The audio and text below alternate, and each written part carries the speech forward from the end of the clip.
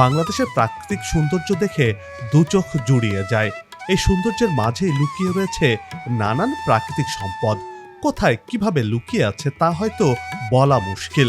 এমনকি পায়ের নিচেই পড়ে আছে হাজার হাজার কোটি টাকা রত্ন। কেউ কোনোভাবেই তা অনুভব করতে পারেনি।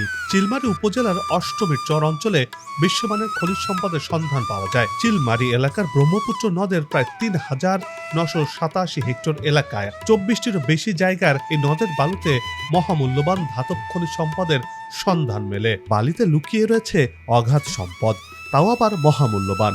কি সেই সম্পদ? এই সম্পদের দামই বা কেমন? এসব খনিজ সম্পদ কি কাজে ব্যবহার করা হয়ে থাকে?